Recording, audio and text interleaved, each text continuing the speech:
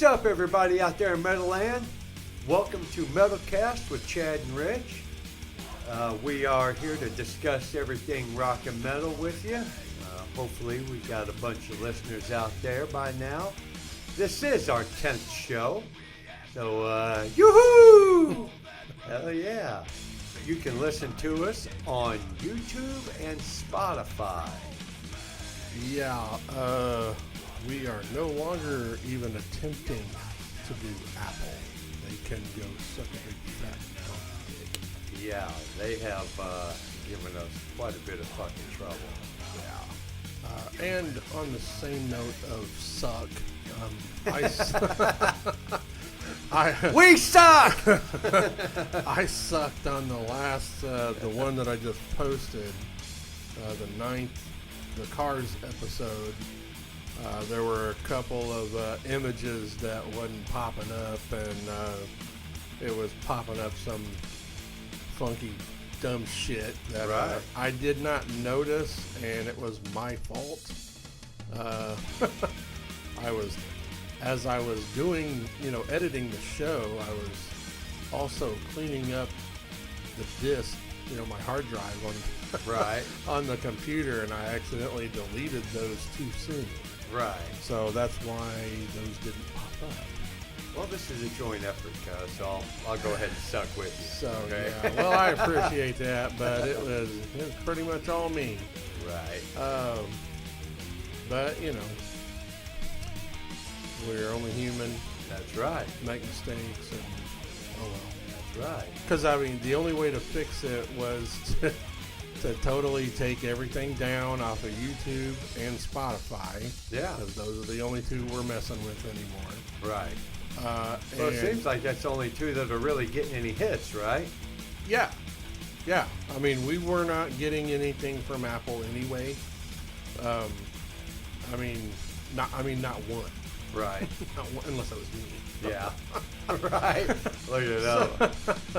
So, which, I don't care, but I'm not going to waste our time messing with something if it's not doing anything for us. Right. And plus, if it's being such a major pain in the ass. Right. Yeah. It won't even do what we want it to do. No.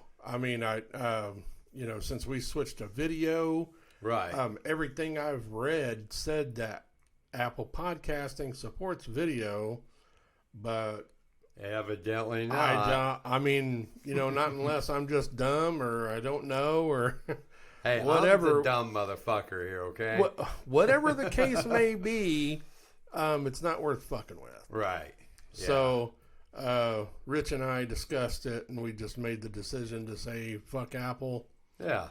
Not getting any hits like you said anyway. Right. And the only way to fix that image thing that I fucked up on was to take everything down and add those images back, re-editing, and then I'd have to export the whole fucking thing again. Sure. And then re-upload it, and that just takes a lot of time. Right. Right. I'm not going to do it for 3 images that didn't pop up? Right.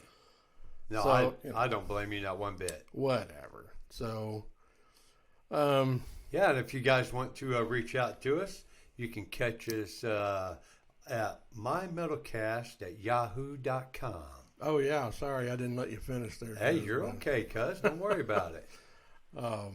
But, yeah, I didn't even mark that off the thing yet for Apple. It's still on there. I'm glad you started because I probably would have read it.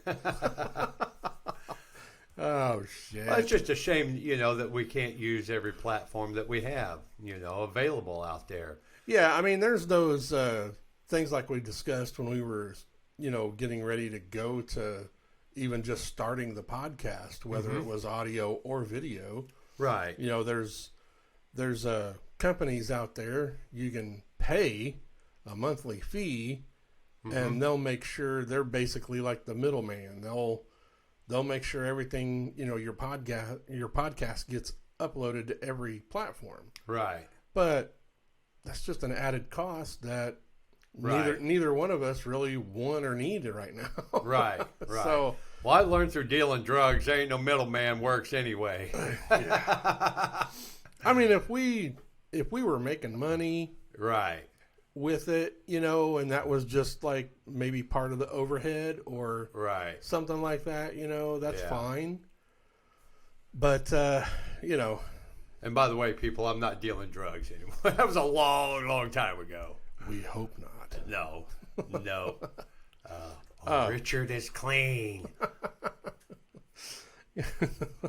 Life has thrown me enough curveballs. Clean dick. Yeah. But well, anyway, if you want, I've got one piece of rock news. Right? I'll hit it, and then you can get on yours if you want. Yeah. The only thing I have for rock news is Jeff Waters from Annihilator. He is putting out 3 solo albums. First one is probably going to be released this summer, he said. Mm-hmm. Says it's everything from disco to the Knack to Kiss and a bit of Van Halen. Oh, okay. So it's nothing like Annihilator. Uh-huh. It's just something that he wanted to do. He's had a lot of downtime with Annihilator. Right. And he said it's basically, you know, his tribute to those genres and other music in a way. And what I thought was really cool was what he did. Well, at first, he started shopping around the first album that he did to record companies. Right.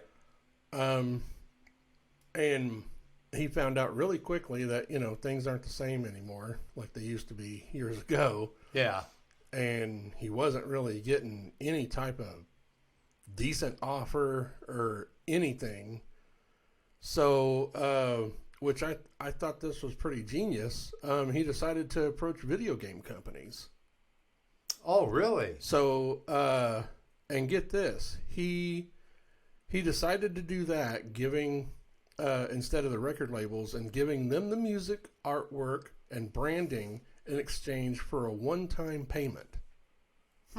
So he's not getting any kind of royalties or anything. He sold the whole package to them for a one lump sum payment. What was that? He never gave a number, Right. but he did say it was more money than his last 5 or 6 Annihilator albums combined. Oh, shit. Yeah. Awesome. So Well, good for him. yeah. You know, Was it Nintendo? he didn't even say.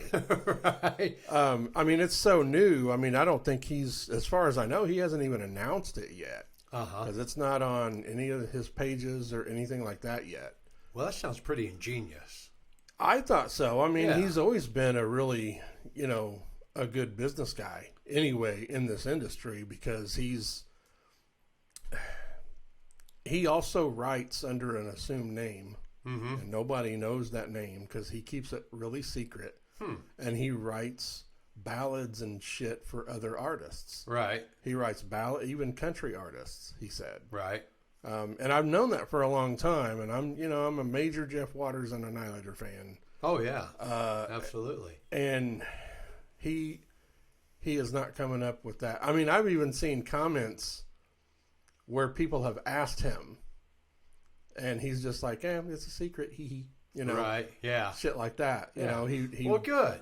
you know, so, and I'm sure that's really helped his finances throughout the years. Yeah. And he said, he said right before COVID happened, him and his wife have that Water Sound Studios recording studio and mixing studio in the UK. Mm-hmm. And they had, right before COVID happened, they had just purchased like this big badass freaking board and a lot of really nice equipment. Yeah. And then COVID happened. Right. Right. So he said this deal with the video company really helped pay Sure. for all that stuff. Sure. Well, that's good. So, yeah. So, It's nice to see a guy come out on top. oh yeah.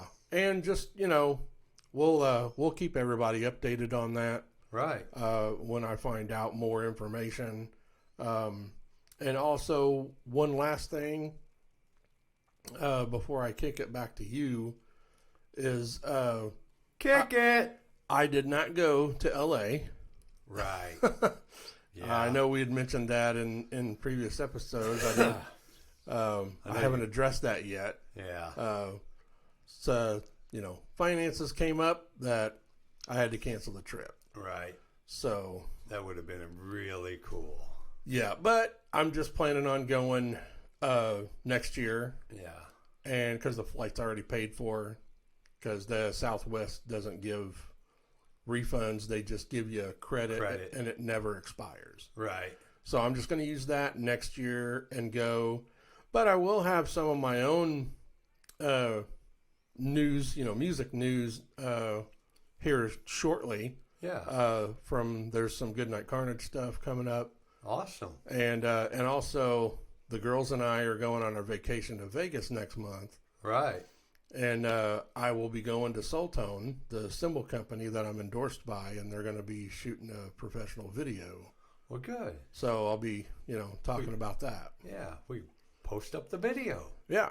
I'll put links up to it or Yeah. whatever. So I'll just Awesome. let you guys know how that went. So what do you got, cuz? I got a couple things. Mr. Kerry King from Slayer, he has put together a new band. I'll give a little shout out to Mr. Troy Ferrero.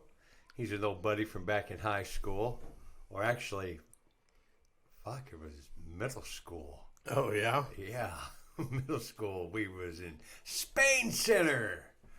Yeah, we were a couple bad boys back then. But he was asking me not too long ago what's up with the Kerry King stuff going on. And he's put together a new band. He's brought some other pretty decent metal dudes together. There's a single out already called Idle Hands. I saw that, but I haven't listened to it. I haven't either. I meant to, but I had other shit going on. I just freaking spaced it. Right. I'm sure it'll probably be, it's good stuff. So, yeah, anybody interested, any Slayer fans out there or Kerry King fans, check it out. I would at least like to check it out. I mean, Yeah. I'm not necessarily a Slayer fan. I've never really been a Slayer fan, but Yeah. all the thrash guys are going, "Fuck you, motherfucker!" But Right. I've just never been a fan. Sure. I think really the only person out of the band that I really cared for was the drummer, Dave Lombardo. Right. I think he's a very good drummer, and Yeah.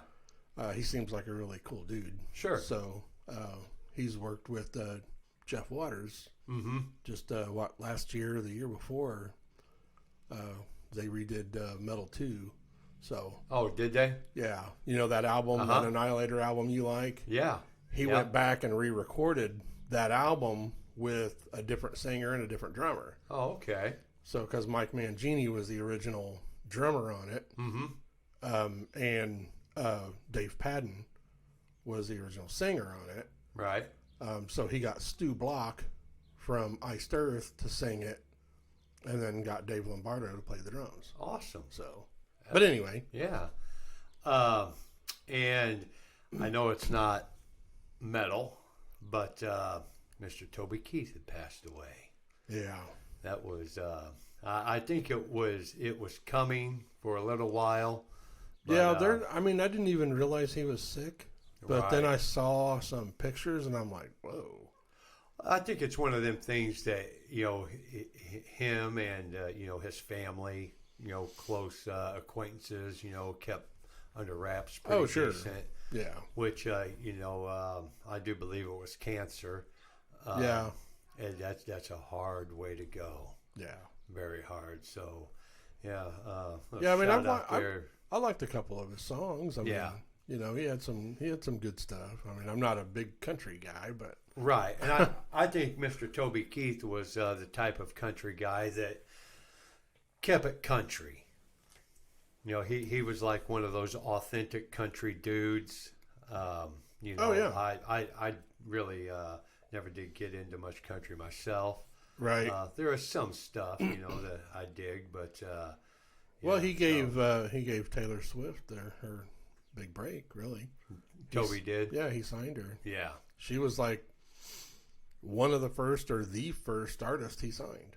Wow. To his newly formed label back then. Mm-hmm. So, because I think she was only like 15 or 16. Right. Something like that. Right. But it hit, pretty hard. There's some musicians, they pass away. Tom Petty was one of them. Right. Tom Petty passed. Eddie Van Halen. He was another one. Yeah. Those hit pretty hard. So. Yeah. But on a lighter note, Metallica gets a win at the Grammys. Yeah. Best metal performance. So that was a good plus. Yeah, that's cool. They weren't beat out by Jethro Tull. Right. Jethro Tull decided to take a year off. Right. Which, Not many people are going to get that, but... No, but... If you're our age, you'll get it. Yeah, right. And, that's a deserved win. That 72 seasons. Man. It's a great album. It really is. I mean, I know we talked, we've already done our Metallica show. That was our first video episode. Yeah. But, I mean, I just can't.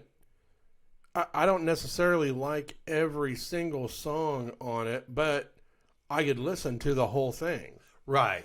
Right. There's not necessarily a skippable song on it. Right. But, I mean, there are quite a few songs on there that I love. Yeah. Yeah. I mean, I think they're great, and I think they've just really come back, really hard and heavy. Sure. And, I mean, all of them are in great shape. They're right. I mean, I can't wait for us to go see them in August. Well, you know how many bands out there just keep it absolutely perfect, great every single fucking album. They go through the phases. They got great, and Metallica went through a hell of a fucking phase, dude. Well, yeah, I mean 5 fucking albums just fucking knocking it out. Yeah. Well, I think with 72 seasons, they really hit something to where it's really, they've put the old school thrash and kind of got back to their roots. Yeah. But they, at the same time, they meshed it with more modern songwriting. Sure. And that shows their experience. Yeah. I mean, they've been a band for 40 plus years. Mm-hmm. So, I mean, I think that really shows in this album. Right. That, they're progressing. Right. Well, they say every 10 years, every decade, your mind, your body, everything goes through some sort of a change. Yeah. So, they've been together for 4 fucking decades. So they've had quite a few changes within themselves, within their music, within everything. Right. Well, and even with their newest member has been with them, 20 fucking years? Yeah. Robert Trujillo. Yeah. I mean, it's amazing that he's been with them that long now. Right. I mean, because what was it? I think it was 2003, wasn't it? It was something like that. I'm pretty sure it was 2003. Yeah. So, I mean, that's awesome. Sure. And he seems like he's such a great dude and easygoing, exceptional player. Yeah, absolutely. So, I mean, I think he was, since Jason left, I was a big Jason Newsted fan. Mm-hmm. He knew what he was doing. Oh, yeah. He was great. Fucking badass. Yeah, but I think they made the right decision with giving Robert the job. Right. So. All right. But anywho. Now. Sorry, we're getting Knopfler. a little bit long-winded, but that's all right. Mr. Mark Knopfler sells 120 instruments for more than $11 million, and most of it went to charity. And I think a lot of it was guitars. Yeah. So he must have had one hell of a guitar collection. Oh, I'm sure he did. Yeah. He's an exceptional player. Right. That dude's unreal. And he has put together a band. Oh, really? Yep. And I do believe I can't remember exactly who's all involved with it. I want to say maybe Lou Graham's involved with it somehow. Oh, really? Yeah. There's a couple of them. He's got an album coming out, new album, One Deep River, that will be available April 12th. And there's a song already called Ahead of the Game. You can catch a little glimpse of it. And it's got a real, I caught just a little clip of it. And it sounds like some Dire Straits type stuff. Does it? Yeah. So is it just called Mark Knopfler? I mean, is that what the band is called? No, I don't know exactly what the band's called. I just caught a little clip of, them talking about the new album, One Deep River. Oh, okay. And I was doing other shit, so I didn't really dig into it. Right. But I did catch that little clip. It was like a 19-second clip of the song, so I don't think they fully released the whole song yet. Oh, but, okay. Yeah, from what I heard, it sounds good. So, Mr. Mark Knopfler doing some cool shit. Nice. And Mr. Rod Stewart, last thing I got, he has sold his catalog for about $100 million. Nice. I don't know who he sold it to. It didn't say. But, he's jumped on that bandwagon. Selling their albums, their catalogs. Yeah, it's not like he needs I wouldn't money. think so. I would think Mr. Rod Stewart's got his shit together as far as finances. Oh, yeah. So, but that's our rock news. Yeah. You have any birthdays? I do. I got, I'd say almost a shit ton. There's quite a few on here. And I kind of meshed it together a little bit because we had the issues that, 2 weeks where we was off a little bit. So Right. I kind of threw in a little extras. Or, just kind of filled in so we don't miss a whole lot. And we'll start it off on February 12th. Mr. Mike McDonald has a birthday. On the 13th, we got Ed Gagliardi, bassist for Foreigner. He was, both of those were 1952. And we have a way back, Mr. Murray Kaufman. They call him Murray the K. Kaufman. He was a pioneer disc jockey. One of the original disc jockeys out there. Which I'm a huge radio fan, so I give disc jockeys their props. Oh, yeah. They back then that's how music was being put out. Right. The disc jockeys had so much power and prestige. The disc jockey really was thought of as this very special type person. Yeah. And, for them guys doing what they did and do even today, we've talked before, we got some pretty cool disc jockeys right around us. Oh, yeah. And speaking of Mr. Lombardo, Dave Lombardo on the 16th, and he is joined by Andy Taylor, the guitarist From Duran Duran. Yeah, Duran Duran. The 18th, we have Dennis DeYoung from Styx. Robbie Bachman, there's a drummer, from BTO. Yeah. And this one just popped up. I don't consider him much of a musician, but he popped up as a musician, Mr. John Travolta. Not sure why he'd be considered a musician, but because of the Grease shit, I would say, right? I mean, what else? Guess. Yeah. I don't know what else he had. Yeah, and on the 19th, we have Tony Iommi. Oh, Black Sabbath. Fuck yeah. On the 20th, Jay Giles from the Jay Giles Band. Yeah. They're badass. Oh, yeah. Yep. I love Jay Giles. The 21st, we got David Geffen, Mr. Record Producer. Yeah. The 23rd, Johnny Winter. Mr. Johnny Winter, he's got a kick-ass brother. Edgar. Yeah. Frankenstein.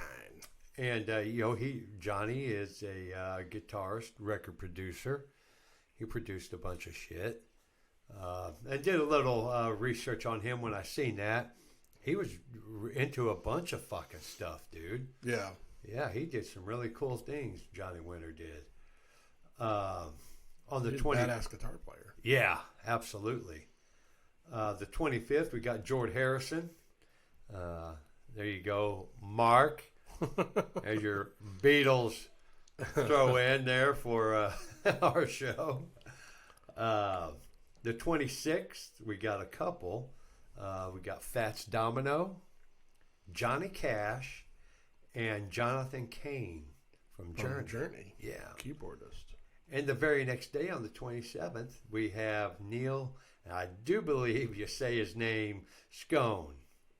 He's guitarist from Journey. I've heard it's Sean. Sean? That's what I've heard, but I've heard different pronunciations. They both, it looks like either way it could go. Yeah. The 28th, we got Brian Jones, guitarist from the Rolling Stones. And on the 1st, Mr. Roger Daltrey. That would be March 1st. And that was our cutoff. From the who? From the who? Who? I don't know. Who? And I got a couple, I've been throwing in a couple different type of birthdays, and some passaways had popped up.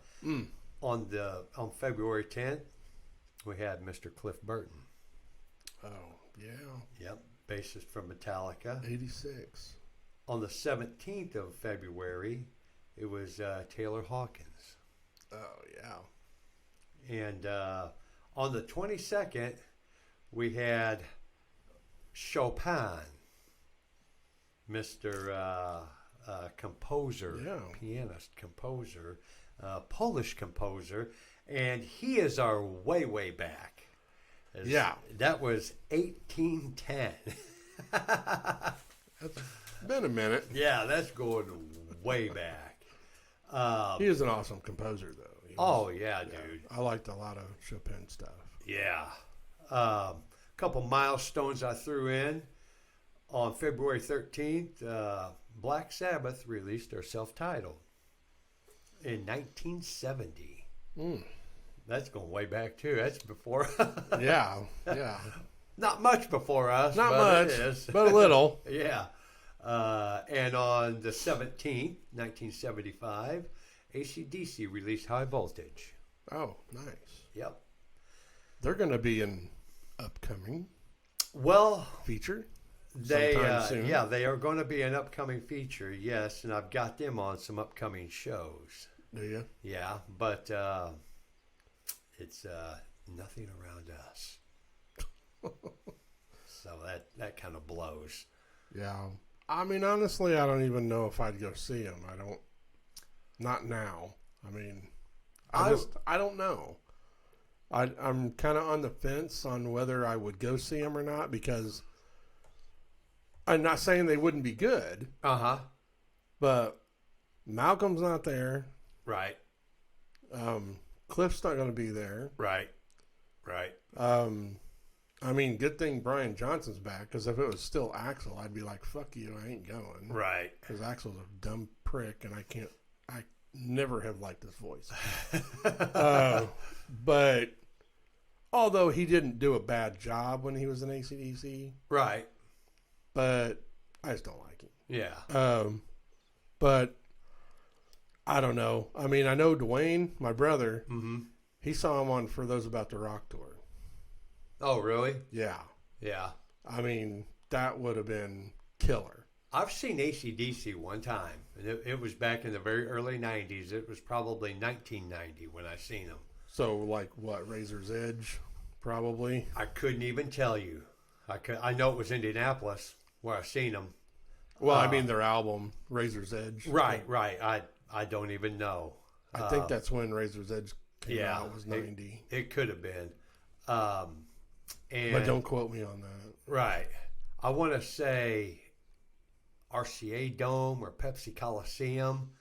I remember the venue being at the end of a dead-end street. Well, it's probably RCA Dome. Is that what that might have been? Yeah, because that was not far from like where Lucas Oil is right now. Oh, really? It was kind of just right next to it.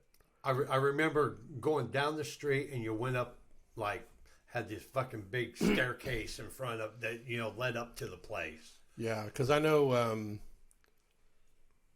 in 1990 that would have still been there. It was an awesome show. But like them coming around now, I'm with you. I don't know. I think I would go. Brian. I don't think Brian Johnson's voice is going to be great. Well, probably not throughout the whole thing. Right. I mean, right. He's had that, that voice. I'm surprised he, kept it going as long as he did. Lasted this long. Yeah, but I know. But I remember Dwayne, my brother, telling me that he saw them, and he said they the cannon that's on For Those About to Rock. Mm-hmm. They toured with 2 of those. Right. And he said they had them on either side of the stage when he saw them. And he said during the song For Those About to Rock, when they started going off, he said they were so fucking loud. I mean, it just rattled your whole head, fucking your brain. Body. Yeah. I mean, everything. He said it was so loud. But he said it was awesome. It was great. They did play For Those About to Rock when I seen them. And yeah, they do. Oh, I'd have been pissed if they didn't. They do the 21 gun salute and it's just boom, boom. Right. It was fucking awesome. Yeah. Blew up the big doll. Yeah. Rosie. Yeah. It was fucking great. Where'd we leave off? Birthdays. Are you done with the birthdays? Yeah, absolutely. Next thing is the new releases and albums and singles. I did not write anything down. Did you have anything for that? The only thing was that Mark Knopfler. Mark Knopfler. Yeah, that's really all I come across. We're trying to keep it kind of short and sweet. With our Well, we're gonna have another topic that we're gonna be discussing. So we're absolutely a pretty cool fucking topic. Besides Blackfoot, because this is our Blackfoot. There you go. I forgot to say Blackfoot. See, I'm a fucking dumbass, dude. Well, hey, I didn't catch it either. I just realized that we hadn't said it. Right. It's our Blackfoot episode, everybody. Yeah. Welcome to the show. Hey, right. We've only been on for 34 fucking minutes. But if you want to move on, yes. Our next thing would be Off the Rails. There you go. And I don't know exactly how to say this. I mean, it's a punk band, which, it's punk rock, and that's part of rock, but we just thought we'd use this for our Off the Rails, and it's Odaboke Beaver? I think that's how I would pronounce it too. Odaboke. But they Odaboke. Yeah. I mean, I don't know if it's right. Like because they're Japanese. Yeah. Yeah, they may throw that E in there. Right. Odaboke. I know they're all hot. Oh, and wild as fuck. I mean, if anybody's off the rails, these fucking girls are. Yeah, I mean, and just to clarify, they're an all-girl punk band from Japan. And they are about as a punk as you can get. And, I mean, I listen to their stuff, and I'm not really a fan. No, but it is wild and fucking... I mean, it works for them. I mean, hell, they formed in 2009, and they're still going. Right. So, I mean, they've got to be doing something. I would see them live. I think it would be one of those wild fucking shows where you might not really get to the music, but I bet they put on a wild show. Yeah. So, I mean, I'll put links and stuff, just like Yeah. I have been. Put links in the description when we upload to YouTube and Spotify only. Yeah. Yeah. Well, well, I mean, you know, they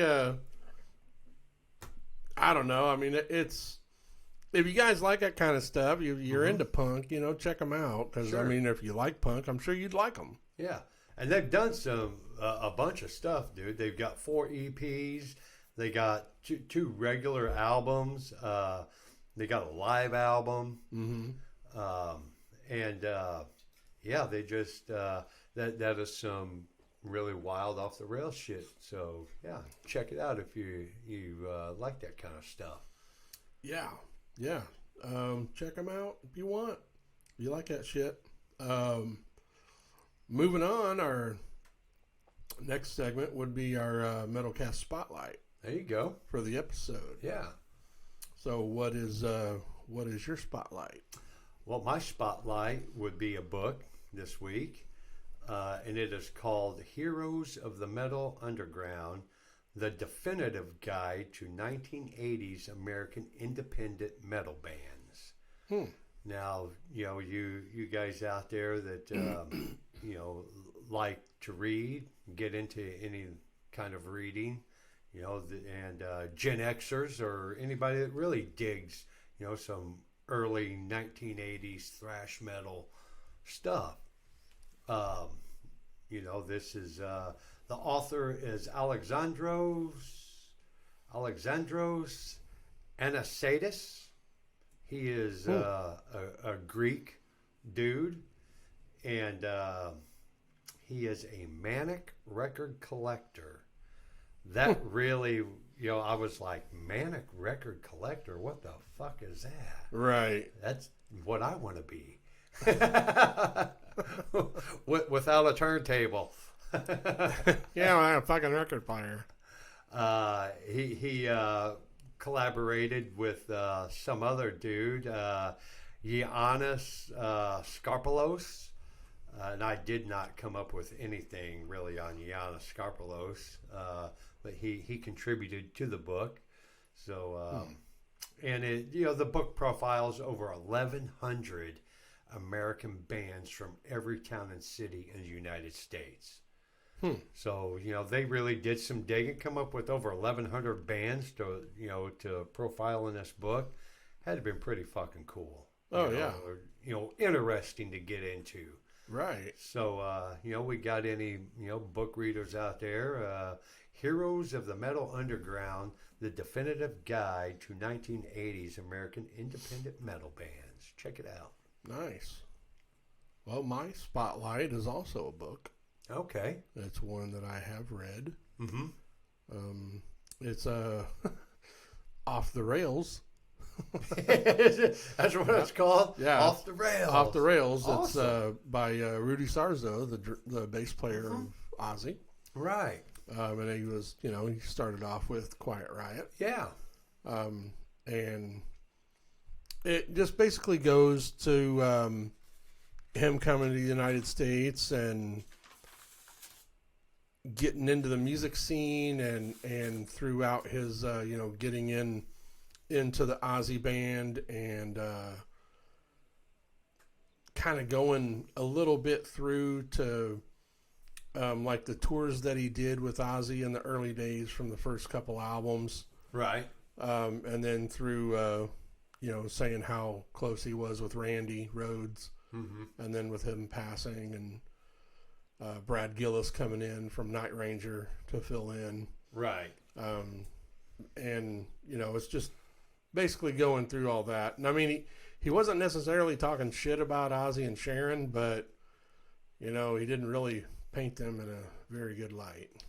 Well, you know, Ozzy being the rock and roller that he is, and Sharon being the bitch that she is. Oh, right, yeah. I mean, she is. we won't sugarcoat it here, people. Holy shit! Have you seen her lately? Oh my god! No, I don't. She looks horrible. Does she? Man. Good. That's what you get for being a rotten bitch your whole fucking life. Yeah, she just. I mean, you could tell. I don't Just know. like I Joan shouldn't Rivers. realize that. You know, all the plastic surgery. Yeah. and just oh man. Yeah, how the fuck do they do that? And yeah, I think she's just always been a fucking rotten, greedy bitch, yeah, and I can't fucking stand her. yeah. You know, she's pushed Ozzy to do shit that I don't think he normally would, Right. because right. he's always dealt with his addictions and his depression Mm-hmm. throughout his whole life. Right. So she's basically steered him in his whole career, Mm-hmm.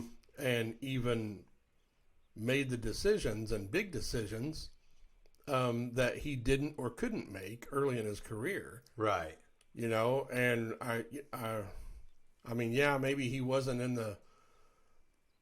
didn't really have the mental capacity to make those decisions at the time, because he was so fucked up with drugs and Sure. and his depression and shit. But Yeah. you know, it is what it is, and she, you know, I think she just really kind of burned some bridges for him. Well, it kind of makes me think, if you're in Ozzy Osbourne's position, what really would be depressing? Sharon. Yeah, really. I'm married to a rotten bitch. I mean, you're a massive fucking rock star. You got half the fucking world going, Ozzy, Ozzy. Yeah. What's there to be depressed about? Sharon. Yeah, I just don't get it. But anyway, Right. Well, good book. it's a Awesome. yeah. It was released in March 2nd of 2016, and I did read the whole thing. Cool. I don't know, a couple years ago or whenever it was. Yeah. It is a really good book. It flows really nice Mhm. and gives a lot of insight. There's a lot of funny stories and stuff in there that he Sure. put in there, but yeah, I'll have all that stuff in the links in the description when this gets uploaded and all that. So, And a book like that, it gives you it gives you an insight into more of the rock star's life, Yeah. and other aspects of it. There's more than just putting the music out there and going to see a live show. right. There's so much more that comes along with the rock star's life, and it's just good to know some of that stuff. Oh yeah, yeah, definitely.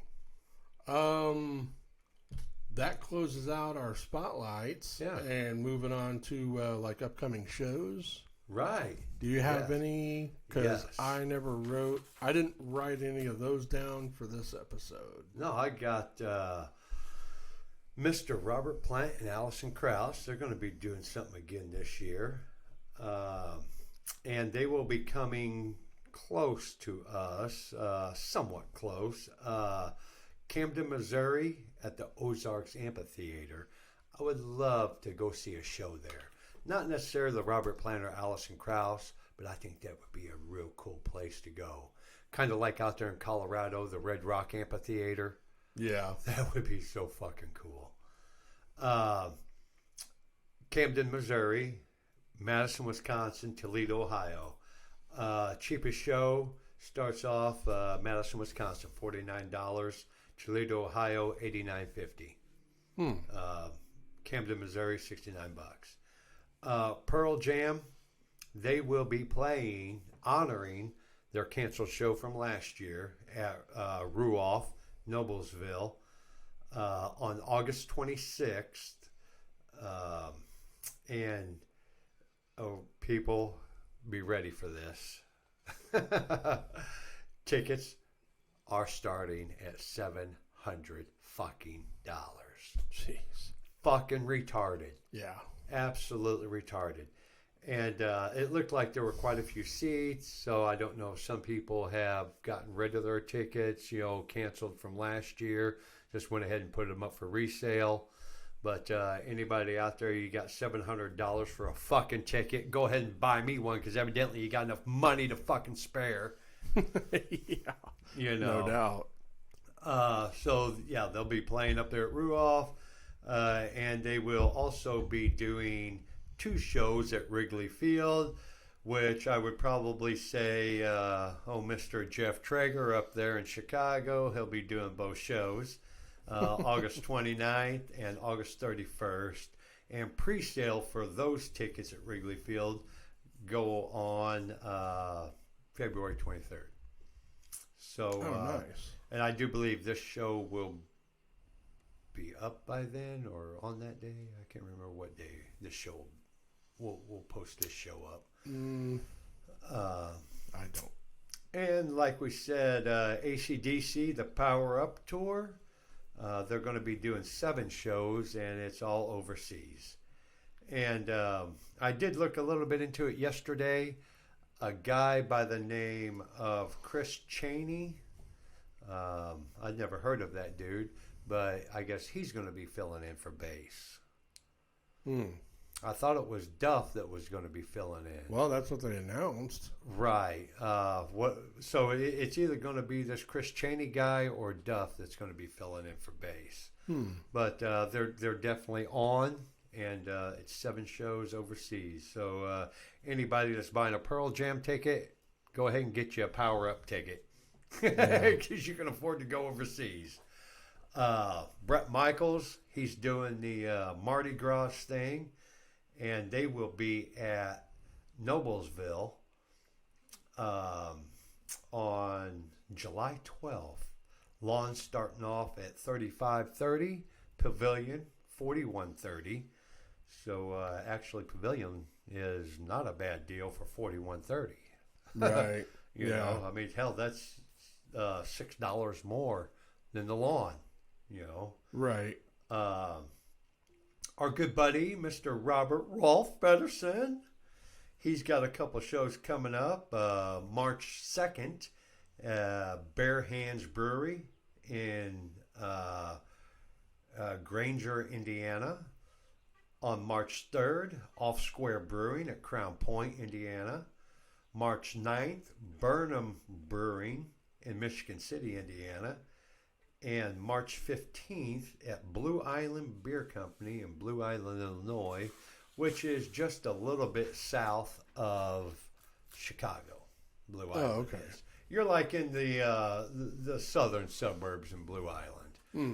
If you're coming from us, Blue Island would be like one of the towns you first hit as you're coming up into southern Chicagoland area.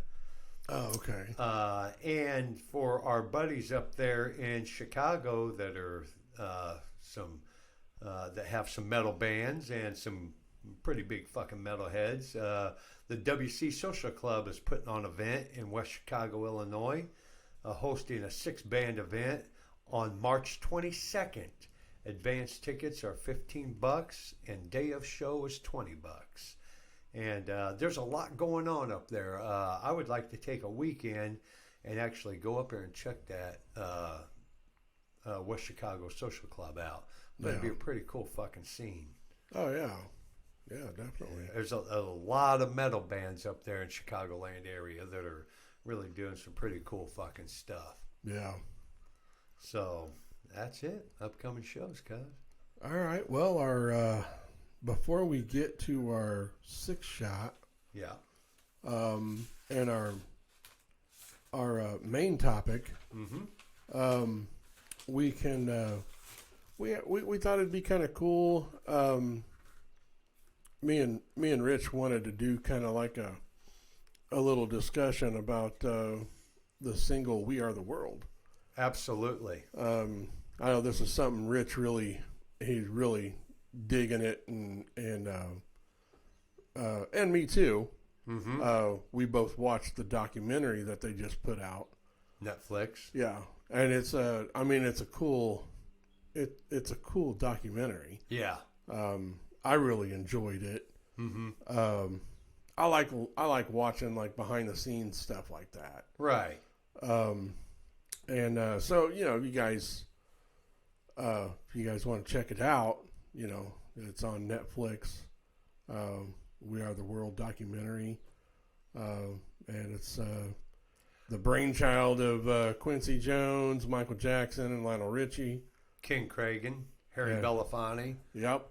Harry Belafonte was he was the one that had the idea first. Yeah. Correct? Yep. And he got with Mr. King Cragen, who had already been doing some kind of charity stuff like that. Yeah. I do believe. And Yeah, it's called The Greatest Night in Pop Reveals We Are the World. Yeah. It was. I'm really glad you said something about it. And I started watching it that night, like maybe 8:30, 9 o'clock in the evening. I was only going to watch just a little bit of it, and then kind of check it out throughout the week. Yeah. And I got to watching it, and I was like, man, that just brings back so many memories from back in your childhood, because We Are the World was a big thing back then. Oh yeah. Well, I mean, it was everywhere. I mean, you couldn't. I think it was cool how they did it to where they released it and it premiered, and everyone around the world heard the premiere at the same time. Yes. And I mean, that's pretty incredible. Right. Whether you like the song or not. Right. Right. I mean, the feat that they did, they really pulled off something huge. Oh, dude, and that's what, in 1985, we were pretty deep into, what we were getting into. Yeah. And, We Are the World, it was sweeping the world. And, I know I didn't take the time to really, get into it, and you're like, oh, We Are the World, oh, that's great. Whoa, yeah. Where's the Megadeth? Where's the Metallica? Right. You got some Anthrax to throw in there. Yeah. But after watching that documentary, it really opens your eyes into what it took to bring that all together. Oh, sure. And I give my props to Mr. Quincy Jones, Lionel Richie, and Michael Jackson. Michael Jackson was so dedicated, and Lionel Richie, I mean, I give him the biggest props of all. He spent so much effort into such a short amount of time putting that together. Well, he was doing that the same time he was hosting the Grammys that year. So, I mean, yeah, he was massively busy. Yes. And he was doing something, hosting the Grammys, it's like scripted. Yeah. So he was getting sent over a script and shit. He'd never really done anything like that before. Right. So he was just like, I mean, that was a lot of pressure on him. Oh, yeah, absolutely. So he, I thought he did a great job. And I've always liked Lionel Richie. He's a great songwriter, great singer. Commodores are awesome. Yeah. And, it's just... Well, the insight that he had to put it all together, they were trying to figure out how the fuck they were going to get everybody and, to bring this together. Right. And I think it was Grammys or the AMAs that night. And they all happened to be going to the same damn place. Yeah. And he's like, okay, you're all going to be here. Now go over here. Yeah, well, we're done here. This is going to be the time to do it. Yeah, yeah. And just that to have the insight to do that, it was just amazing. Well, and I'd like to point out, so we're going to have some spoilers here. So if you don't want to hear the spoilers, fast forward or whatever. Yeah. If you want to watch it yourself. But, one thing I thought was ridiculous was when they were recording, because, I mean, it was late already when they got over there. Yeah. And, they didn't really have a whole lot of time to get shit done. And, I mean, they had 47 artists to wrangle. Right. Yeah. And then Stevie Wonder put out this dumbass idea, in my opinion, about some Swahili bullshit or whatever, and Waylon Jennings is back there, and he was like, nah, fuck this shit. And he left. Right. Yeah. He just, I mean, and I don't blame him. Right. I mean, it's ridiculous. And then even other artists were saying, well, they don't even speak Swahili in Africa. What the fuck are we doing? Right. So then wasn't it Michael? He came up with some kind of gibberish shit that they did to kind of, I don't even know why they fucking did it, honestly. To satisfy Stevie. Yeah, I mean, I don't even know why he had such a fucking hard on for that. I mean, I don't know if he, in his mind, he was just like being, really respectful and or whatever, which I'm sure that's what it was. But I mean, Yeah. you could even see the faces on the other people around him when he was, they were like, "What the fuck is this shit?" Right. Right. Just kind of dumb and the other thing was, I guess, from what I read and heard about the whole deal is Madonna was huge at the time. Mm-hmm. And they didn't ask her because they didn't think she was a good singer. Oh, is that what it was? That's what I heard. Wow. Yeah.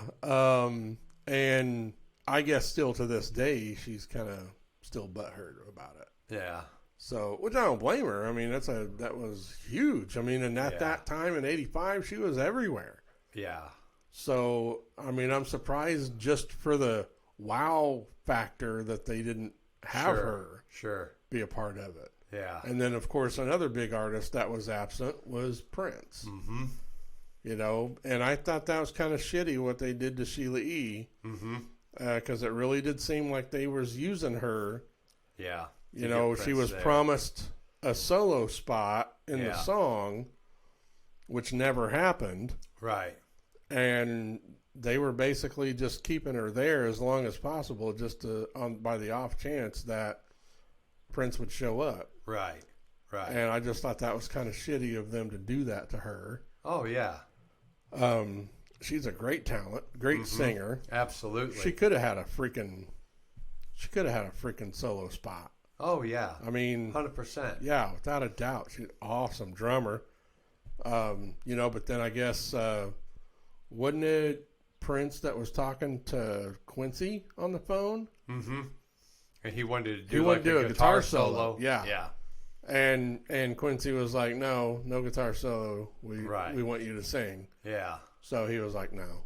And he was supposed to sing with Michael Jackson. Him and Michael Jackson were supposed to do like a duet together, or just go off one another. Yeah. And he just and Prince, that was 1985, dude. That's when Purple Rain come out. Yeah, he was huge. Yeah, big, massive. And I think in the documentary they kind of made it seem like, well, he just would feel uncomfortable. I have a hard time getting that with musicians like that. I know there were a bunch of people in one room, but I mean, look how big that room was. It was big. It was big, and if he felt uncomfortable, he could have went out, into the control room or even outside. Well, Quincy could have showed him the fucking note above the door. Yeah, leave your ego. Check your ego at the door, motherfuckers. Yeah. So, I mean, wasn't that when that left a solo spot open? For? That'd be Huey Yeah. Lewis. Yeah. And who was it that was asked? Quincy, wasn't it Quincy that asked somebody? Oh, I think it was Diana Ross. Quincy asked Diana Ross, well, who do you think? There's a solo spot open. And she said Huey Lewis. Lewis. Said Huey Lewis. Yeah. And I thought that was cool. Oh, absolutely. I was like, man. Yeah. I mean, she's such a great singer and icon. Right. And she said Huey Lewis. Right. And he did such a great job. Right. Absolutely. And having Kim Carnes, Cyndi Lauper, and then Huey right there together. Yeah. That was awesome. Yeah. Absolutely. I like the song. I love the song. Mm-hmm. I think it's, it's cool what they did. And Kim Carnes and Cyndi Lauper, they've got that voice I just love out of a woman. Yeah. I mean, especially Cyndi Lauper. She's got a great tone. Yeah. She's awesome singer, awesome chick. At the end of it, they had put on there that there were so many people interested. Like we said, Madonna, kind of got snubbed, whatever. Right. Prince, he wanted to act, whatever way. but 50 artists got turned away. Yeah. I mean, there were a lot of people really digging that and wanting to get into it, and the artists that were involved. I mean, like Huey Lewis's whole band was involved. Everybody from his whole band jumped on board. Was like, absolutely. Yeah, all of them were there. Yeah. And then, not to mention the guys with the, operating the lighting, the cameras, all that kind of stuff. Because I know they interviewed that camera guy. Yeah. And he was just like, man, this is unreal. Yeah. Witnessing this. Sure. And I thought it was funny, like at the end, he thought he was going to get paid. Right. It's like, they were like, this is volunteer, dumbass. Who do I turn my invoice into? I thought that was pretty funny. The guy waiting out on the street, bud. Yeah. Yeah, I thought that was pretty funny. So I think there were a couple phrases, and I do believe it was Quincy Jones. He said, "Music is a strange animal. Yeah, you can't touch it, you can't smell it, you can't eat it, but you can absolutely feel it." Right. And that's what they brought with "We Are the World." And like you mentioned, that dude that had the impossible task of putting all those voices together. Yeah, pairing. He had to go through and listen to all these artists' songs, get an idea of their tone, their range, and all that kind of stuff. And he was the one that put all that together. And I mean, we're just talking a matter of days that he had to do that. Yes.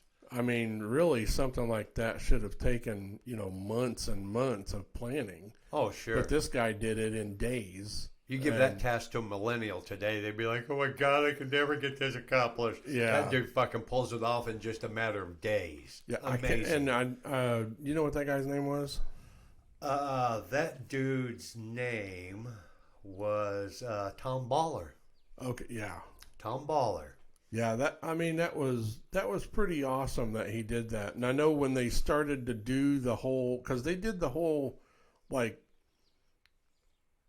gang vocal all at once. They did that first. Yeah. With everybody doing the chorus. Sure.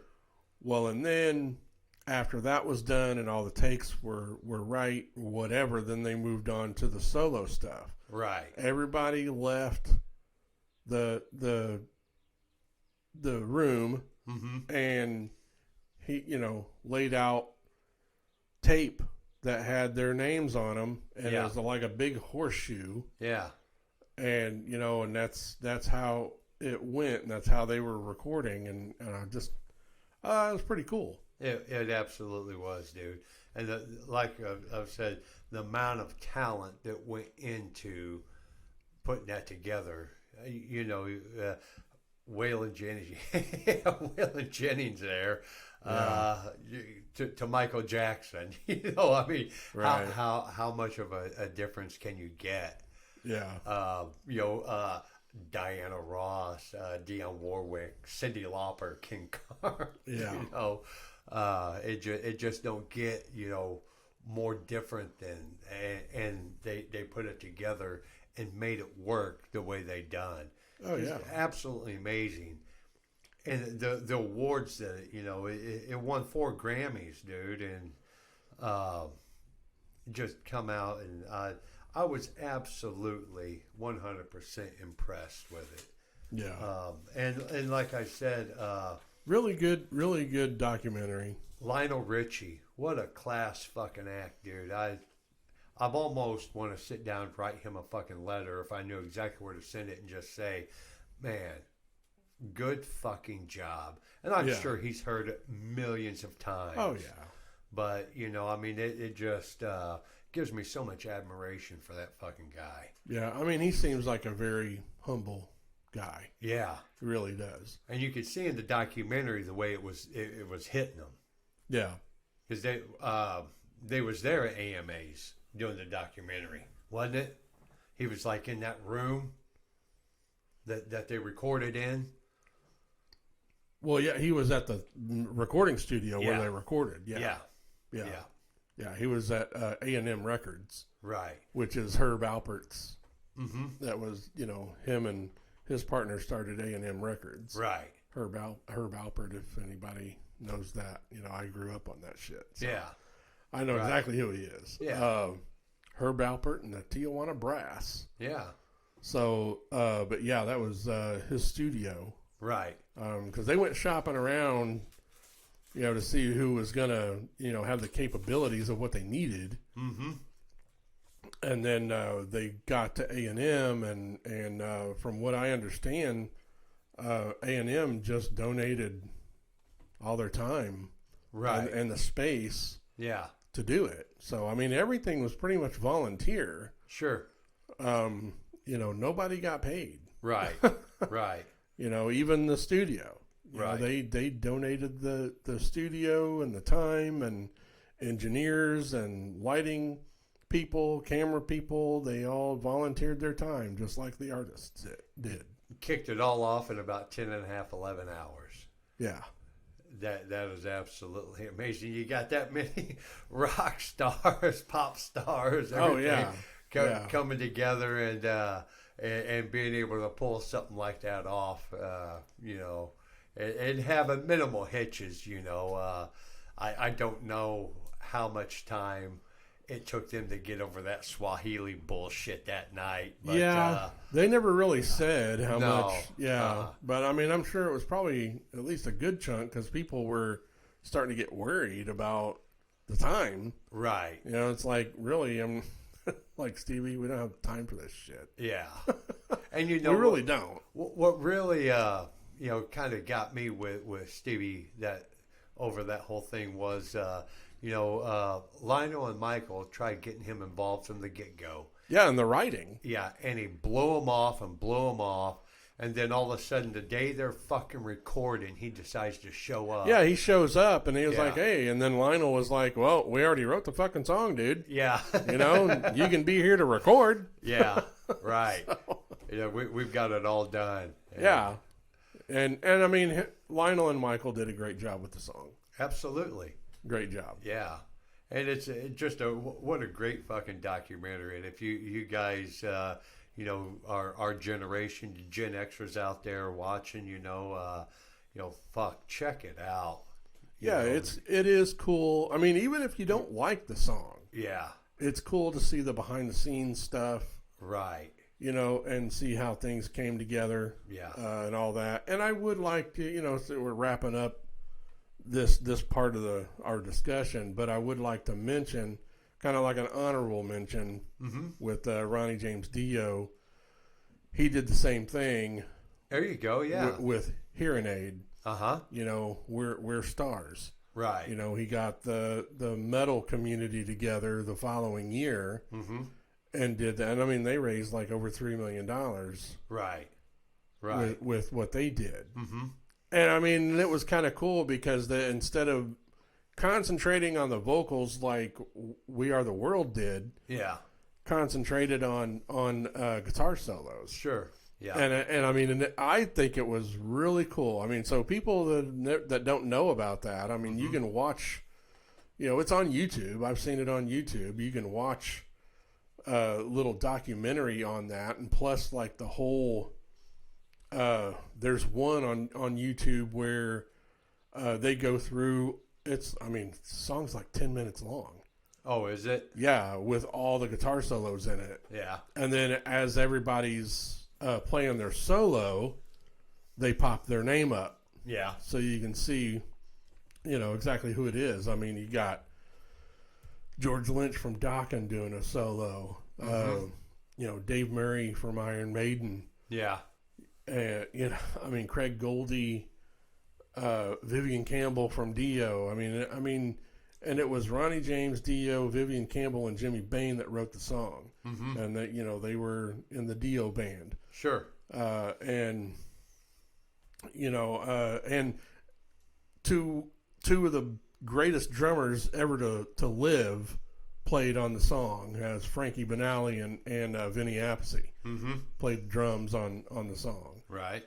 So, and of course, Vivian played also the rhythm tracks, guitar, and then Jimmy Bain played the bass. Yeah. And I mean, Rob Halford was there singing. Right.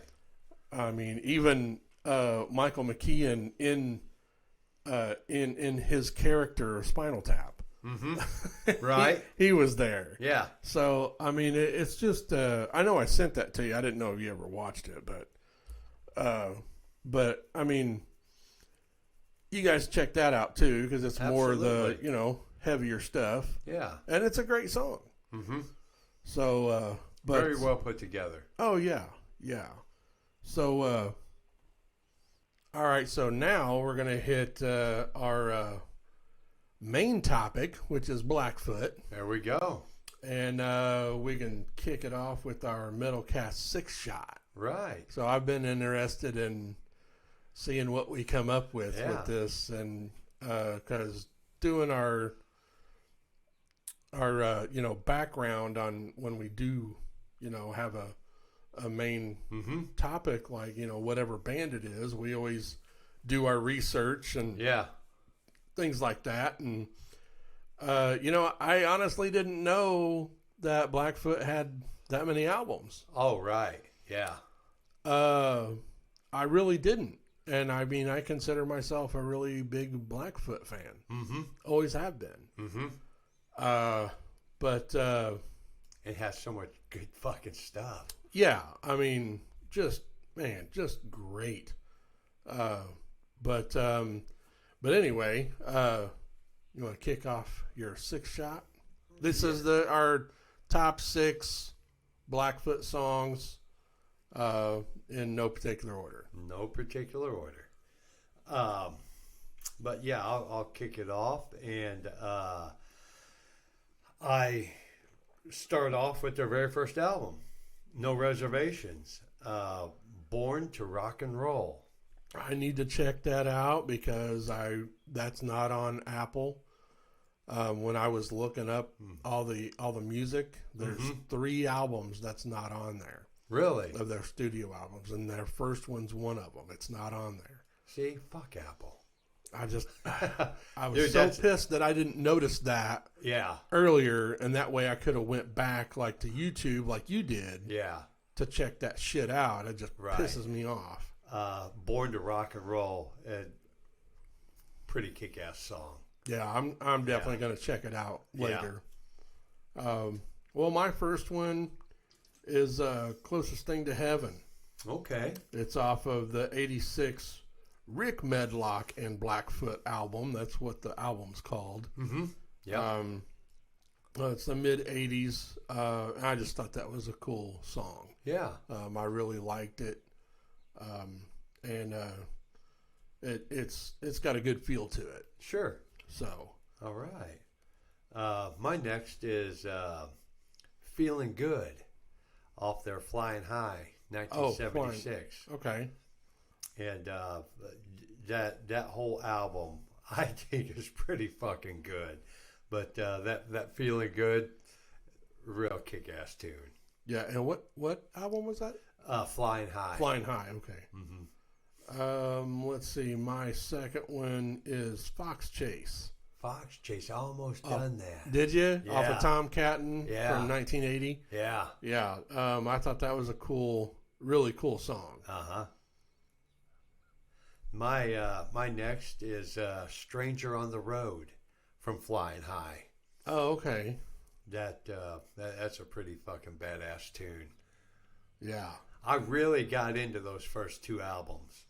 Really got into them. Oh, yeah. Yeah. I like... well, I'll have to... I think Flying High was the first one that was on Apple, and that was the first one I checked out. Yeah. Yeah. Great album. And my third one is called Searchin'. Searchin'. It's off of Marauder from 81. Right. That's a good tune. It's a good rockin' tune. Sure. Yeah. That Marauder album, it's pretty fucking badass. Oh, yeah. Yeah, definitely. My next is most people know this one. It's their like one of their staple songs, "Train Train" from Strikes. That's on mine. Yeah. So I mean, how can you not have that on there? Right. You know what I mean?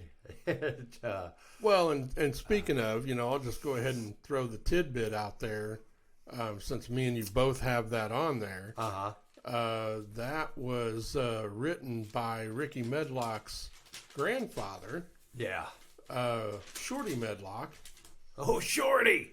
And he plays the harmonica on that song. When it kicks off? Yeah, the badass harmonica. Yeah. Like the prelude. Sure. And then throughout the regular song.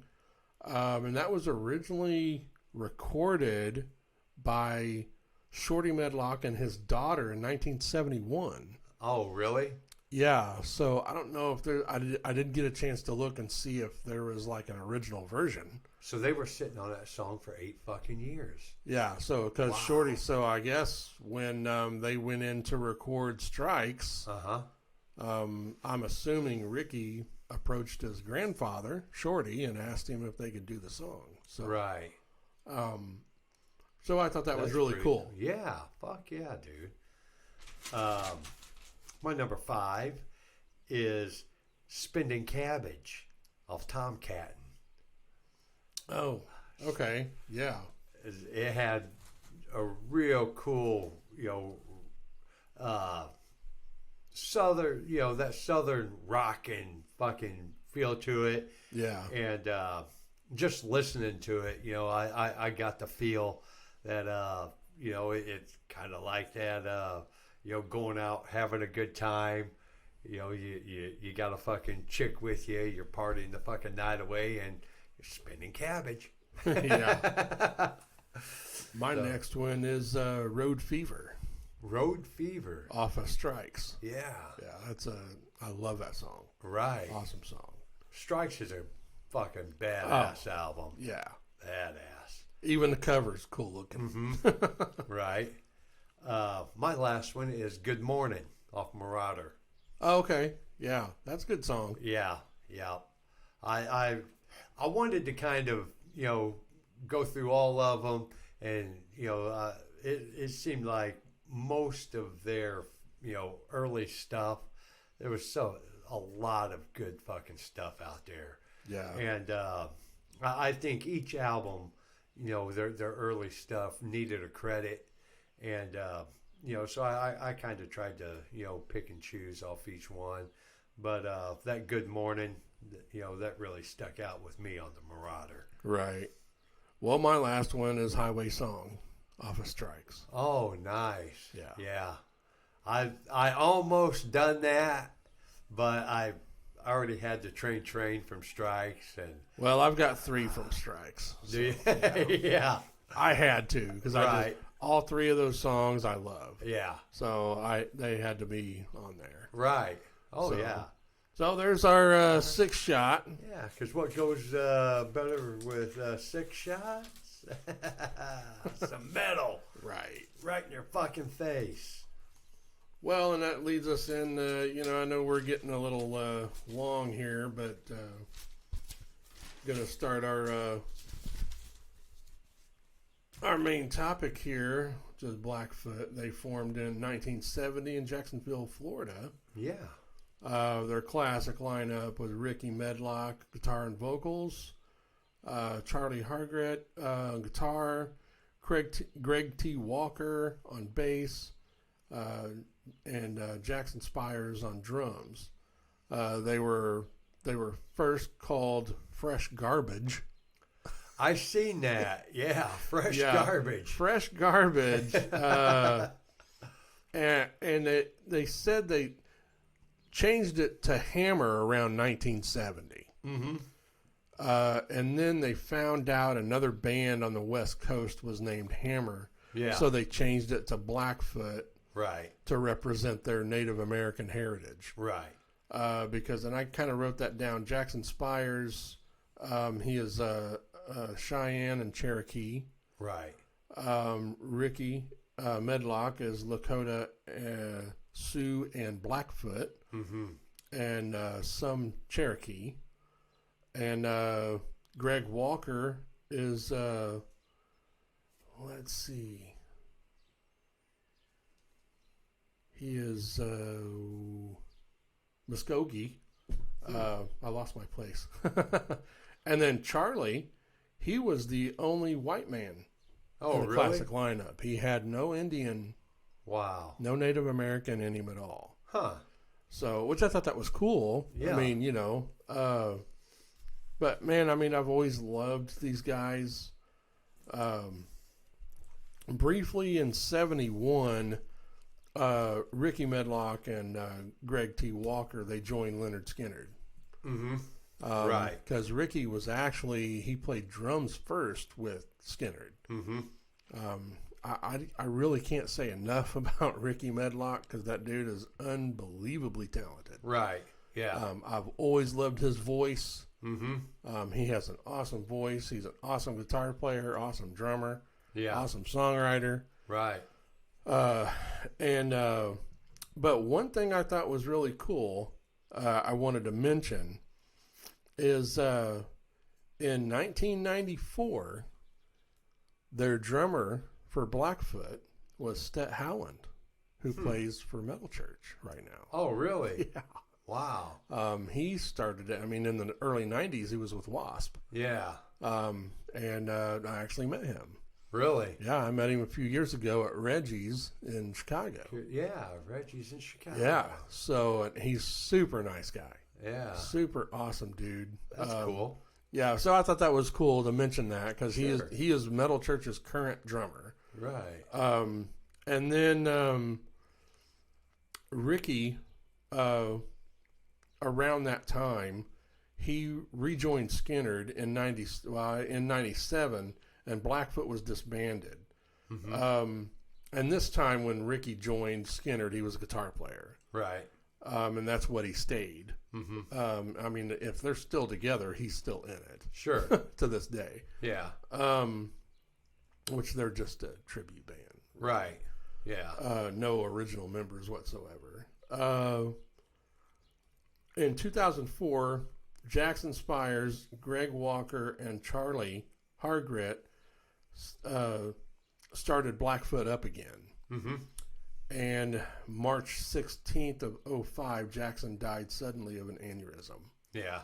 But the band went on per Jackson's will, and actually stating in his will the Australian drummer Christoph Ullman to be hired as his replacement.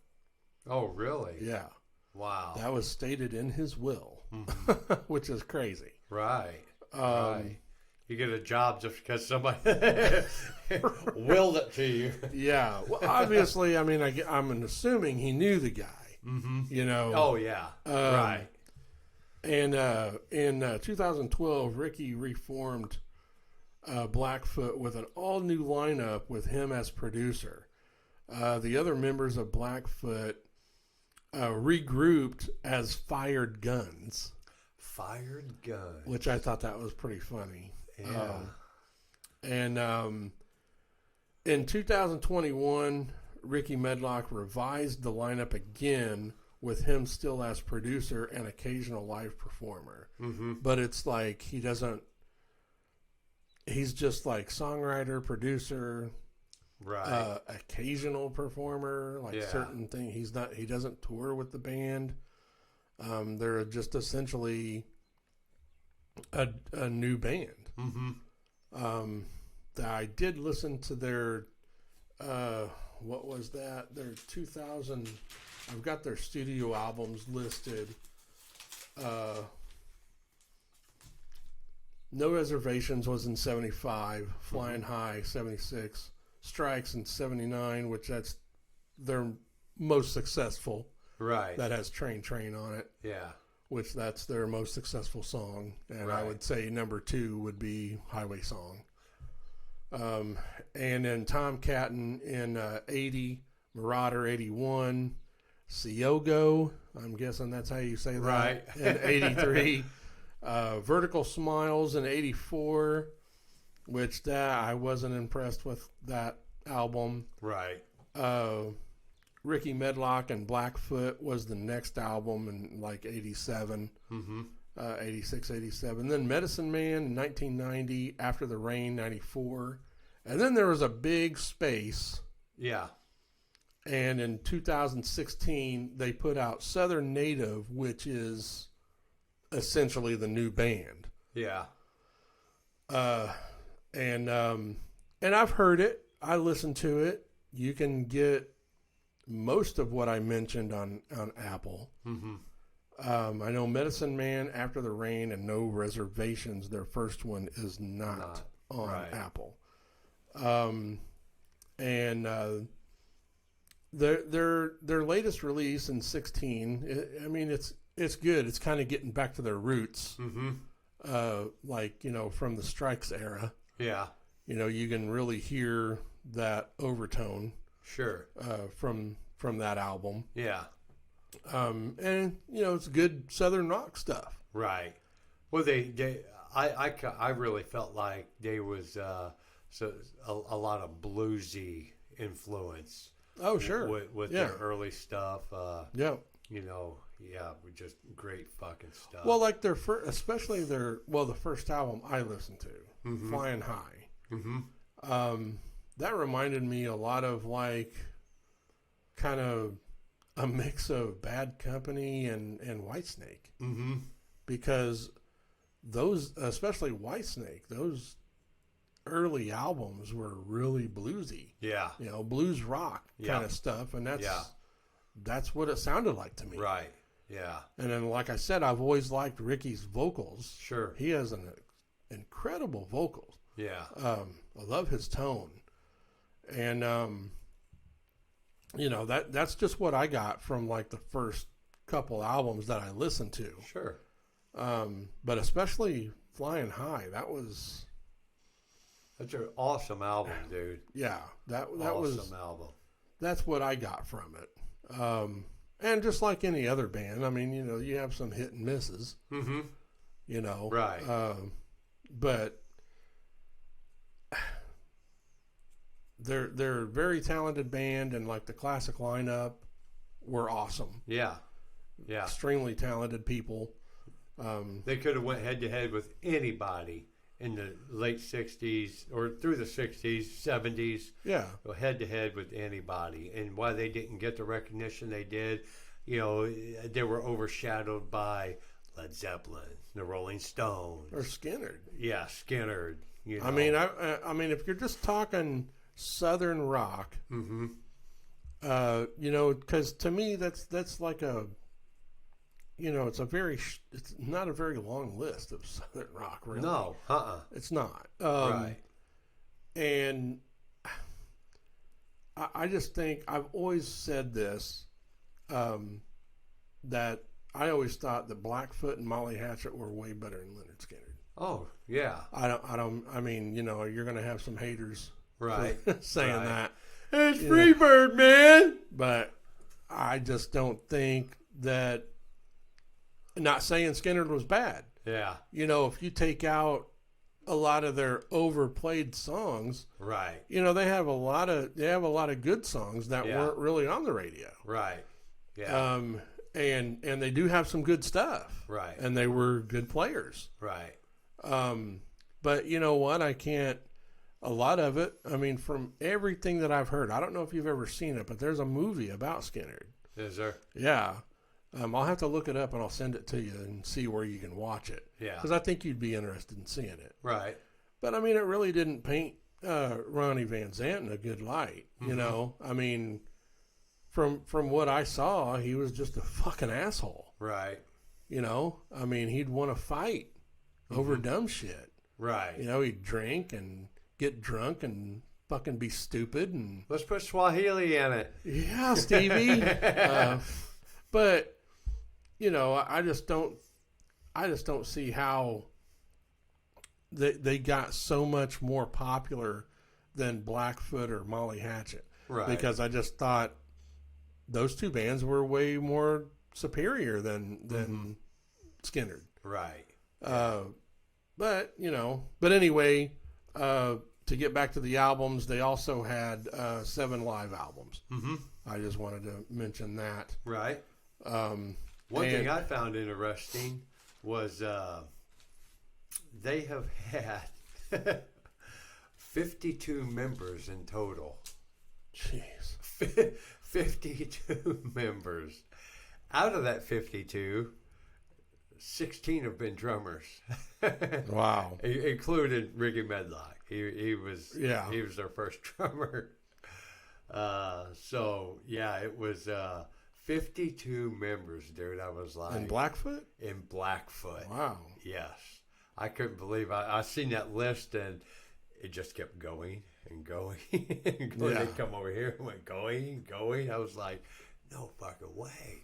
But they also had a lot of, like keyboardists and, things well, like and I'm that. sure Multiple guitar players. Well, and when they list members like that, you just have people that are just like, say, they're just touring members. Yeah. Like they're only in the band when they're touring. Right. Or, right. Stuff like that. Yeah. So, but that's a lot of people associated with one band. Oh, yeah. Definitely. Yeah, a lot of fucking people. But it's also cool, I mean, there's a lot of people that can say they've been a part of Blackfoot. Yeah. I mean, that's pretty fucking awesome. Yeah, I love Blackfoot. They're a great band. Always liked them. Yeah. And did you have anything else to say about Blackfoot? Just really the fact that, I give them their props for, being the Native Americans and, just pushing forward with great fucking music. Yeah. And, well, and we have Cherokee in our family. So, absolutely, dude. That's cool. Absolutely. I've always been very proud of that. Oh, yeah. And that's like back when I was younger, that's what really drew me to Blackfoot as opposed to Skinnerd. And I'll take it back to, I know I've mentioned it several times. Ron, he had every Blackfoot album. Yeah. Like I said, if I had that dude's fucking record collection. Yeah, no doubt. It was pretty fucking extensive. And, my mom, Uncle Charlie, Uncle Jerry, they really have that Indian tone to them. Their look. Right. I remember, very young, my mom always had that long black hair, just like a fucking Indian, and she'd sit out in the fucking sun and rub fucking straight baby oil on herself and just be so fucking dark, right. as could be. Yeah. And, but, they definitely had that, Indian look to them. Oh, yeah. And, very, very proud to have that Indian heritage. Oh, definitely. Well, that's wrapping up our main topic, and which leaves us to our Metalcast matchup. So we thought it'd be cool to do Blackfoot and Molly Hatchet. Molly Hatchet, yes. Love Molly Hatchet. They were founded in around the same time. Blackfoot was formed in 70. Molly was formed in 71. Yeah. And they were formed in the same fucking town. Well, it kind of makes you think. Jacksonville, Florida. Yeah, the Molly Hatchet, they were like, oh, wow, Blackfoot. Man, we need to be like them. Yeah. Yeah. I mean, I honestly, I thought, before I looked it up, I thought Molly was earlier than Blackfoot. Right. I really did. Yeah. But no. In Molly, they were getting their push and their start from Skinnerd, because Ronnie Van Zant was supposed to be producing them. Right. And then, in the middle of things, the plane crash happened and he died. Right. So, but, and this is actually going to be a tough one for me. I know when we do a matchup, we have to pick one or the other. Yeah. And this one's going to be hard for me because I love both of these bands. Right. I grew up with both of these bands. Yeah. And they're just, I mean, Molly is great, Molly Hatchet, they have awesome, awesome songs. I remember being really young, and Dwayne would have like a lot of their tapes, and the first thing that cassettes. Yeah, the good old cassette. And a lot of what I first noticed was their album covers. Their album covers looked so cool. Their logo was so awesome. Yeah. But that's the first thing I noticed about Blackfoot was the first album I was introduced to with Blackfoot was Strikes. Mm-hmm. And that has the cobra on the front of it, and I mean it's a cool looking freaking album cover. Yeah. And then when I looked in the back, and saw the band, I could tell they were Native American. Oh yeah, absolutely. They had that fucking look 100%. Yeah, I was like, oh man, this is freaking cool. Bunch of Native Americans together playing, jamming, and they were all awesome. Yeah. What are your thoughts of both of the bands here? Well, I give Molly Hatchet their props. I think I was into Blackfoot a little bit more than I was Molly Hatchet. The only thing as a kid I remember out of Molly Hatchet was Flirting with Disaster, and which is a great fucking tune. I mean it's really some great Southern fucking rock right there. Oh yeah. That will go head to head with any fucking Southern rock song out there. Yeah. Molly Hatchet, got great fucking talent all around. I think doing the matchup between the two of them. Molly Hatchet had one more album than Blackfoot did. Mm-hmm. But I don't think their albums were quite as good as Blackfoot's. Well, I think they had a few more songs that were more successful, right? Than Blackfoot. They had Gator Country, Flirting with Disaster. Yeah. They had Bounty Hunter. Yeah. And then Dreams I'll Never See, which is an Allman Brothers cover, which they sped up. Right. It was more up tempo. Yeah. And if usually that's the version that people know. Yeah. And it's not the Allman Brothers version. Right. And they did a great job on that song, and they made it their own. Yeah. I think Molly Hatchet were because them Blackfoot songs, they should have been up there just along with the Molly Hatchet stuff. Yeah, they should have been more recognized. I think Molly Hatchet got the commercialization, writing on the backs of Leonard Skinner. I think that I don't think that's what they set out to do. Right. But I think that's the reason why they got a little bit more popular and commercialized because of their association. Right. They took it and ran with it. Yeah, and I don't blame them. No. I don't blame them one bit. No, it got them recognition. It got money in their pockets, Yeah. I mean, that's generally... Sure, they want to play the music. They've got fucking talent. But, it's like when you go to work every day, do you go there just be like, hey, I can do this, and no, don't pay me, Right. You want to get paid for what you're doing. So, that's definitely, I don't blame them for oh, no. riding out what was coming their way. Yeah. I mean, if I was in a band in the same situation at the same time, I would have done it. Sure.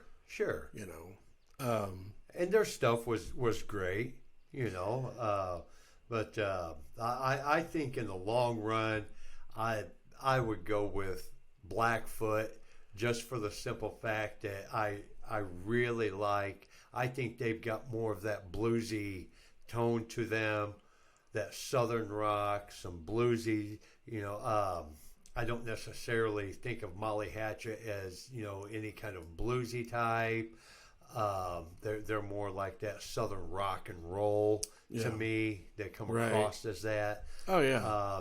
And the Indian heritage, So I'm going with Blackfoot. Yeah, I think I have to agree with you. Yeah. I mean, I think because of all the other factors, not just their music, and not to take away anything from Molly, Right. because I love them. Right. I love Molly Hatchet. Yeah. I think they had great stuff. They're great players. Right. But I think, for me personally, Blackfoot is just a little bit more. Yeah. Especially with their Native American heritage. Right. Because that's personal to us. Yeah. Yeah. And because we have Cherokee. Sure. In us, and and I think as a whole, their songs were just a little bit more consistent and better. Yeah. Right. Just a little bit. Yeah. So if I had to pick, that's going to be my pick. Would be Blackfoot. Blackfoot. Yeah. Blackfoot takes it. Yeah. Blackfoot wins. So I know this is a little bit lengthy. Yeah. But it's our show. If you don't like it, oh well. Right. And I really hope you guys are enjoying it out there. I mean, we are really going to try and keep it short, but I think we had some great fucking topics this show, dude. Yeah, and if you guys want to, if you think it is too long, let us know. And maybe we could, break things up a little bit more, and not have things be so long. Right. Maybe break it off. Maybe we should have made the Let's break it off in ya. Maybe we should have broke off the We Are the World, but I just thought it was a cool topic. It really was, dude. Because, just to kind of take the place of our rock news stuff, Yeah. we didn't really have a whole lot of that. But, right. Sometimes I can get long-winded about things. Right. And that's a good fucking top. I mean, that's coming up on 40 years, right? Or 35 years? I think it'd be, because that was 85. Yeah, it'd be 35 fucking years, dude. So, not be 40. 40 yeah. years. Next year it'd be 40. Son of a bitch. So, but yeah, anyway, just, let us know. If you guys think that we should change things up and not be so long. I mean, we try to keep it at an hour, a little over an hour. Yeah. But like I said, a lot of times that's my fault. Because I can get long-winded about things. I have a lot of useless information up here about music, and I can go off on shit. So, we will be putting the links in the description of topics that we talked about. The off the rails, our spotlights will be in there, and of course our main topic, Blackfoot. We'll have links in there for all that shit. Yeah. You can reach us at mymetalcast@yahoo.com. In our next show topic, the St. Patty's. Yeah. Yeah, we're going to do a St. Patty's, an Irish show for you guys. Yeah, so, Irish rock. Yeah. So, it's still going to be Lucky Charms. Yeah. So that's going to be, and make sure you listen on YouTube and Spotify only. Right. I can't stress that enough, that Apple can go fuck themselves. Yeah. They caused us quite a bit of fucking headache. Yeah, it's been really frustrating. Check out our past episodes. Isn't this our third video episode? Yeah. I think it's our third video episode, and the ones before is it the fourth? Metallica was the first. I had them written down, but I don't have that up. But I can actually. Oops, that's the wrong thing. Yeah, this is our fourth one. Our fourth. Yeah. Okay. Metallica was our seventh show, so this is our our fourth video show. Yeah, Metallica, Dokken, the Cars, and then this is our Blackfoot. So yes, you're right. This is our fourth, and the ones before Metallica are just audio. Those are up. And just so you know, the Metallica episode is only on YouTube. Right. That is the one that is only on YouTube. It is not on Spotify. Right. So more technical difficulties. yeah. So check out our past episodes. You know, tell us how we're doing. Give us some suggestions. Tell us to fuck off, whatever. Yeah, I like a good fuck off every now and again. Tell us we it keeps suck. me in check. Yeah. Our local mentions, you can go check out me and my buddy's YouTube drum channel that we have. Me and John Darren White. Yep. Guy I've known for a long time. We're coming up on our 3 years. Oh, really? Of the drum channel. Yeah. There you go. It's called Hoosier Drum Channel. And then we have 13th Floor and our neighbor. Yeah.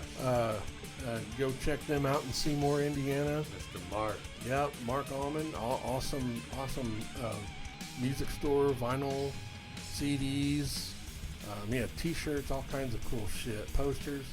And then we have 96.3 WJAA in Seymour radio station. And then 106.1 The River here in Columbus. Yep. That's a great radio station. And 93.9 WNDX, Indie Metal out of Indianapolis. Right. So, check those out whenever you guys get a chance if you want. I don't know where, anybody out there listening, if you guys got radio stations that give away shit, but our radio stations around here, they like to give away concert tickets. Yeah, we tried to get Steel love to win Panther. 'em. We tried to get Steel Panther, but Yeah, we got fucked out of that every day. Thank you. You know, the last 2 days, I forgot about it. Did you? I was pissed. Yeah. Oh well. Yeah, that's all right. I saw Steel Panther in Vegas, so that's all right. We'll win something. Yeah. They'll give it to us sometime. I mean, Right. we won a lot last year, so maybe they I keep know. seeing us and they're like, fuck you guys. Yeah. You guys have won enough. Yeah. But anyway, guys, let us know how we're doing. Hope you guys enjoyed it, and stay metal. Keep on rocking.